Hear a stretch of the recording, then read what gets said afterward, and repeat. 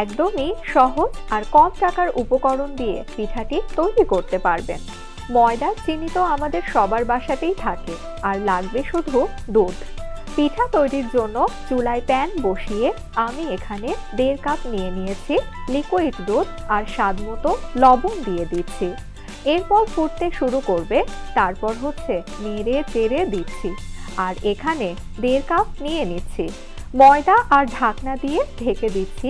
চুলার আঁচ কমিয়ে দিচ্ছি 2-3 মিনিটের মধ্যেই। এরপর ঢাকনা সরিয়ে নিয়েছি, আর একটা চামচ দিয়ে নেড়ে খুব ভালো করে মিশিয়ে নিচ্ছি। দিয়ে দিচ্ছি একটা ডিম। ডিমটা আগে থেকে কাঁটা চামচ দিয়ে খুব ভালোভাবে ফেটিয়ে নিয়েছি। গরম থাকা অবস্থায় ডিমটা মিশিয়ে নিতে হবে। ডিমটা মেশানো হয়ে গেছে, আর খুব ভালো করে মথে নিয়েছি। দিয়ে দিচ্ছি কিছুটা ঘি, যেটা অবশ্যই দিবেন, তাহলে পিঠাতে খুব সুন্দর একটা স্মেল আসবে। ঘি দেওয়ার পর আবারও হাত দিয়ে মিশিয়ে নিতে হবে। আমাদের পিঠা তৈরির জন্য বড় একটা রুটি করে নিতে হবে। রুটিটা যতটা সম্ভব পাতলা করে নিতে হবে। এটা বেলা হয়ে গেছে, তারপর সাইড থেকে কেটে নিচ্ছি। কেটে নেওয়া হয়ে গেছে, আর একটা সাইড থেকে ভাঁজ দিয়ে দিচ্ছি। দেখতে হবে ঠিক যেন শাড়ির কুচির মতো পাশ দিয়ে নিলেই দেখা যাবে খুব সুন্দর করে ভাঁজ দেওয়া হয়ে গেছে।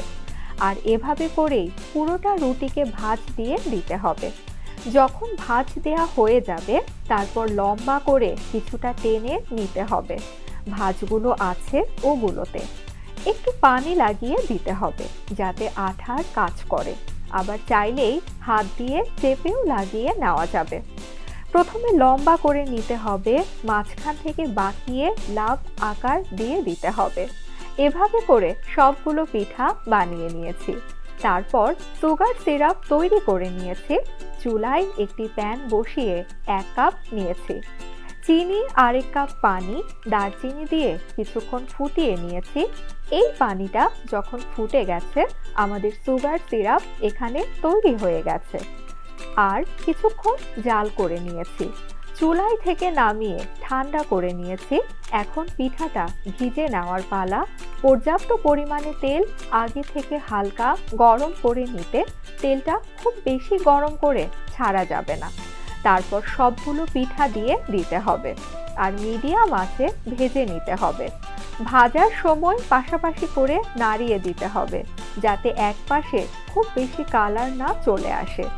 একটা সময় কালার যখন চেঞ্জ হয়ে যাবে, ওই পর্যায়ে তেল ঝরিয়ে উঠিয়ে নিতে হবে। এই পিঠাটা দেখতে যেরকম সুন্দর লাগে, খেতেও খুব ভালো লাগে। আশা করছি অল্প উপকরণে আজকের এই হৃদয় হরণ পিঠা রেসিপিটি ভালো লেগেছে।